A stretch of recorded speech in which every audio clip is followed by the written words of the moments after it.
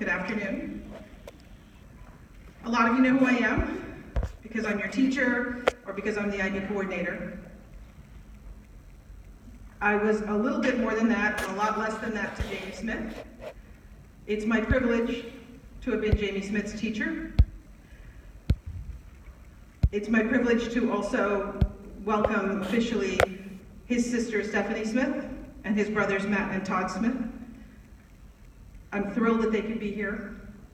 I'm thrilled to be able to speak to you about him and to share with you who I know Jamie Smith to be.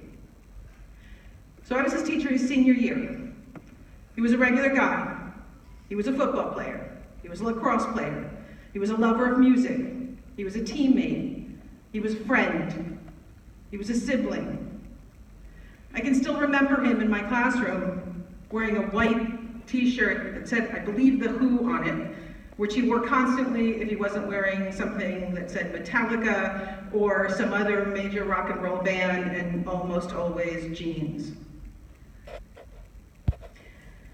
I'd only been teaching 2 years, so that was my second year, my second fall. The year flew by.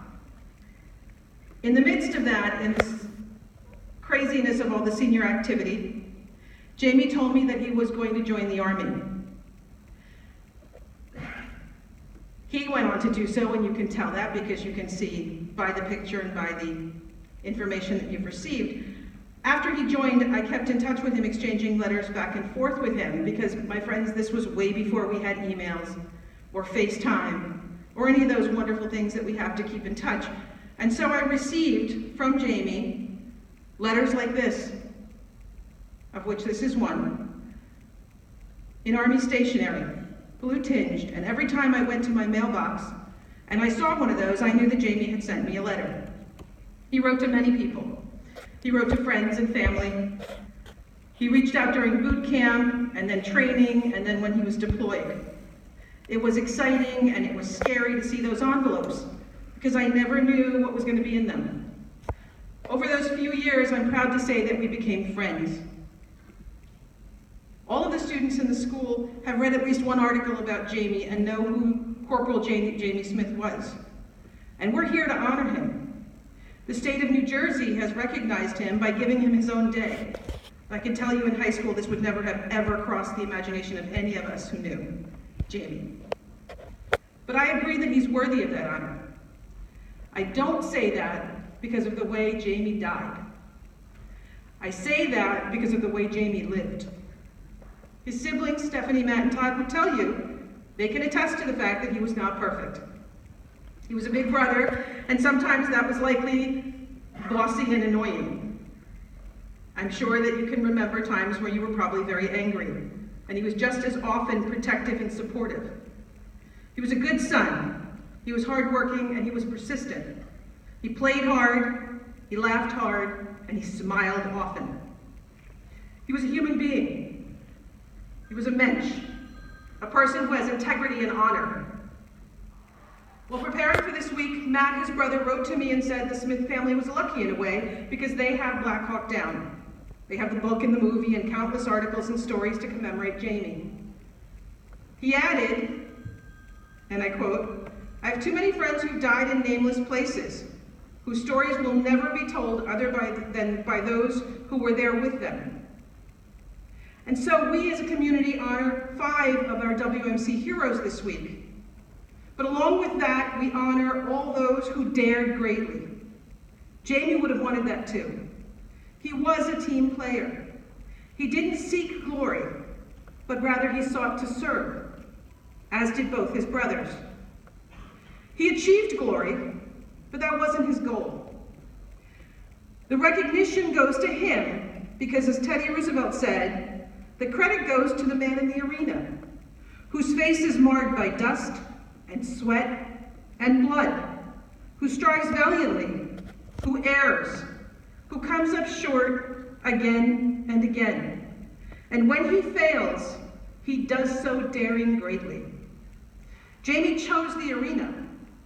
He did so as a student and then as a man. He did so as so many others do, both in the service of their country or at home in the service of their communities. firefighters, police officers, EMTs. These people, like Jamie, dare greatly, putting others before themselves.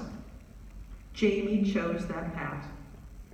As a student, he was committed to football, lacrosse, and music. And the year that I taught him, which was 1990, I know I don't look my age, thank you. The football team was having a tough time. Every day, several times a week, Jamie would come into A135, and he'd kick the garbage can across the room. Now remember, I was a really new teacher, second fall, so it startled me. I asked him why he was doing that, and he answered, football. That became the barometer for the season. How far the can went, how hard he kicked it, and then he'd settle in, and we did English class. He stepped up in that arena too. I can remember not having anyone want to act out the role of Lady Macbeth or Macbeth, but Jamie volunteered. Chris Crater, another student, and he would waltz across the room, hand on hand, because they were king and queen, hold hands. And they were having the time of their lives trying to figure out Shakespeare. Was he a great student? I don't know. But he dared greatly. He put himself out there every day. He did so on the field as well. And so the year went on. I remember it well. These are the years that are memorable, when a lot of your firsts happen. It's when I took my first risks. And we formed a bond with many of the students. Then as the year drew to a close, Jamie told me that he was going to join the Army. I remember exactly what I said, as if it were yesterday. I looked him in the face and I said, no. He didn't ask my permission. He didn't need my opinion. He was going to dare greatly. He shared that his dad had given him the same advice that I had given him. Now I know that I was afraid. I was uncertain. I felt vulnerable, and I wasn't very good at that. I didn't want him to dare greatly. Many of your parents may be feeling the same thing. As Brene Brown says, I was worried that I'd get sucker punched by that pain. And I did.